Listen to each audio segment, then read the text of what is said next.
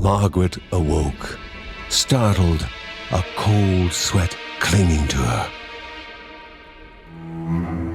She gathered her thoughts.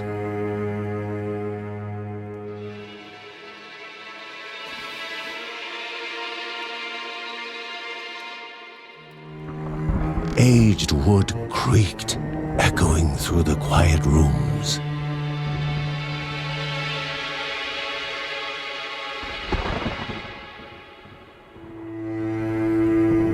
Near the house stood a shrine to Rhea Dana, goddess and daughter of the land, of Rhea and a being of comfort.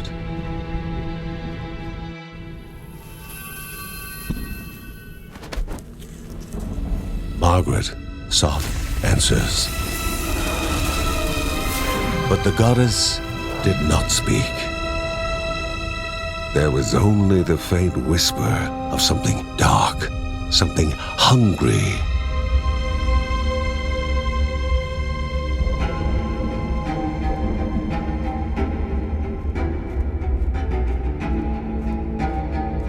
The old seer's bones felt the weight of their age as she climbed.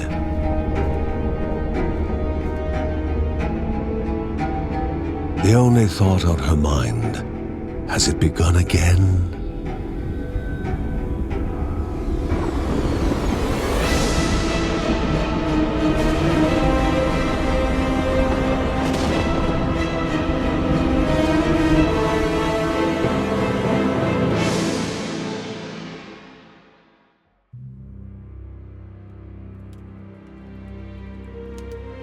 John's mission would be a simple one. He was to investigate Rhea's greatest shrine. His mother presented him with a fresh divinity shard.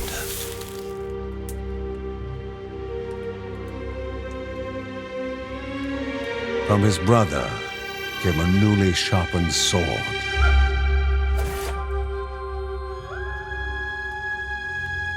His wife gave him a kiss, and his daughter's hugs were full of reason to return home safe.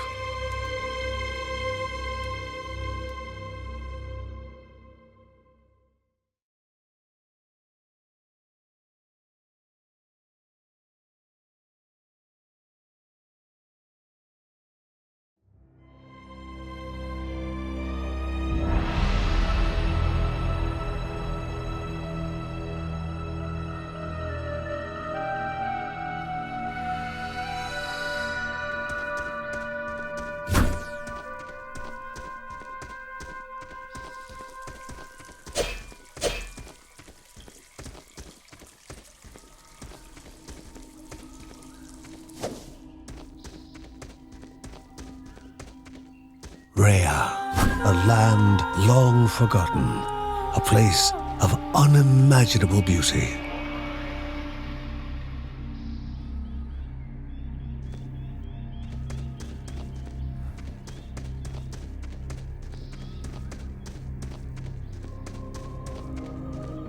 It first appeared as sludge given life, slithering creatures, small and vile.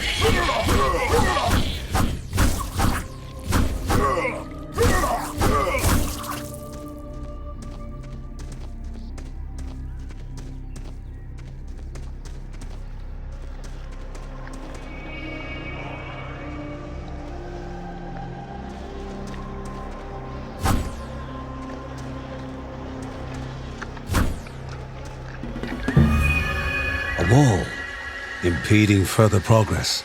A battle was certain.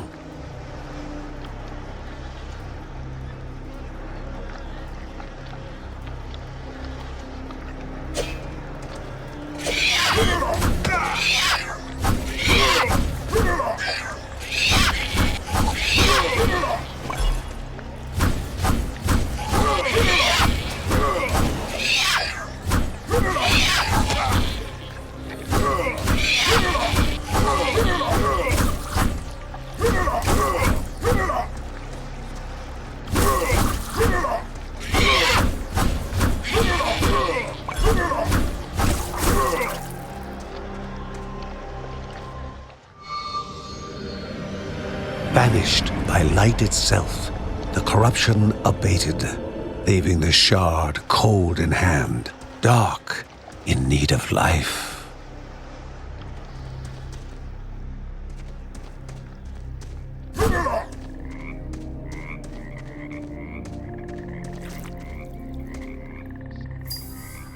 The shard grew warm, humming softly from the harnessed energy. The shard grew warm, humming softly from the harnessed energy.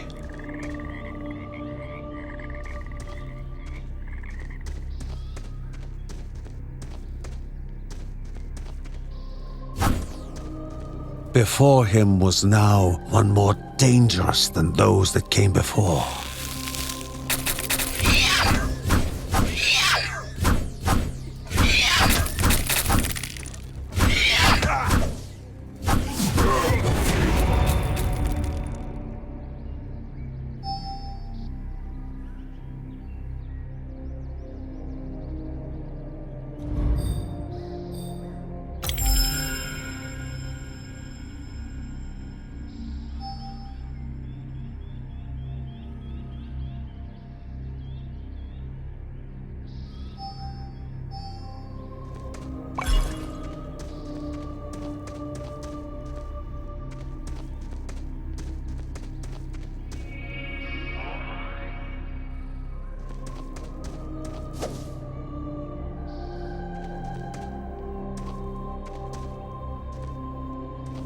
Goblins, a familiar threat, albeit farther out than usual.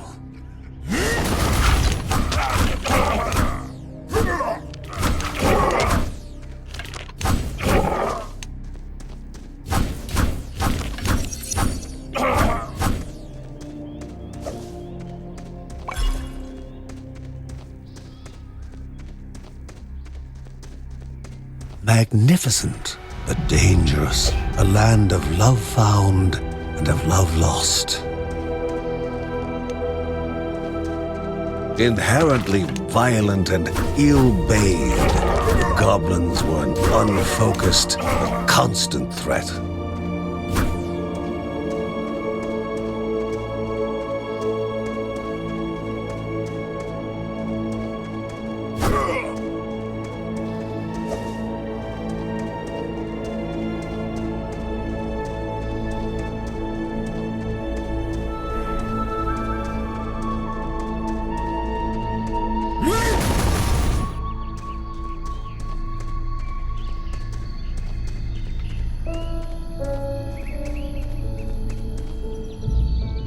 Before him was sacred ground, left untouched in days gone by.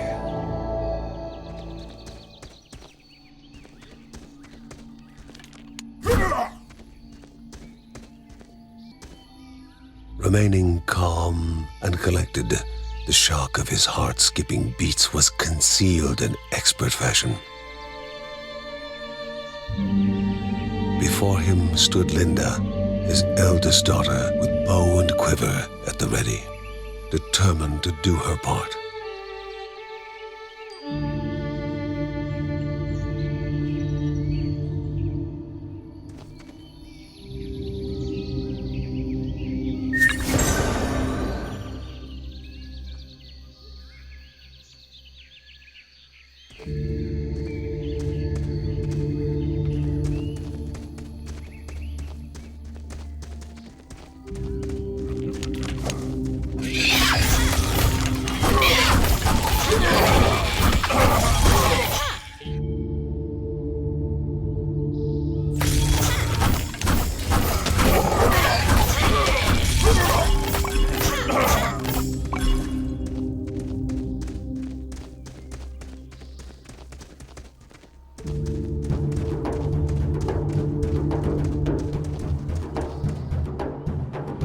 Before the Guardians were not beasts feeding, but monsters consuming, destroying others. They corrupted and distorted, creating even more hungry husks.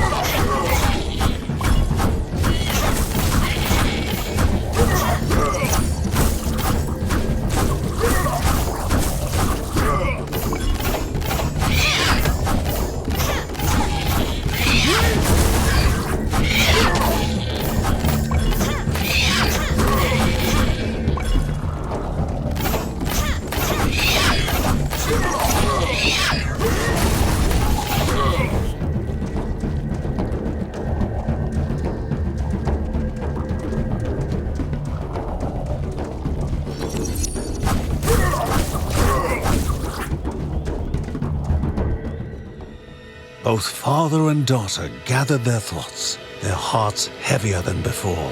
How would they explain what they had witnessed?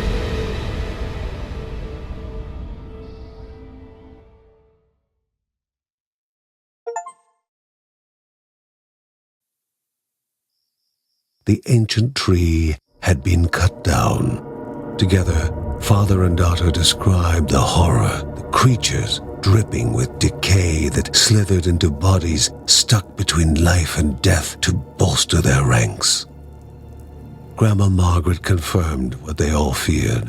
It was the corruption, a cruel entity spoken of only with hushed voices, an ocean of darkness that flowed from the top of Mount Morta.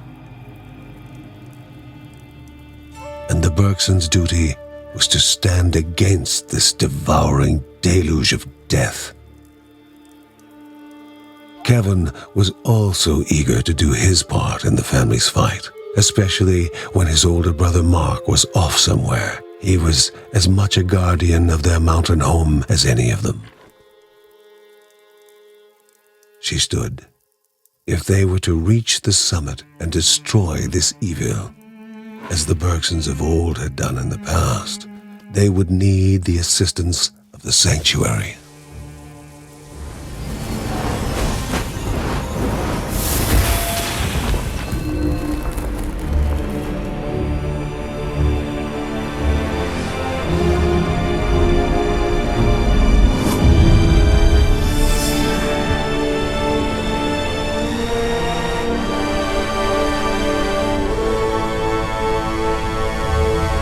Given to the Bergsons by Rhea herself, the sanctuary was a gateway to the mysterious lands around the mountain.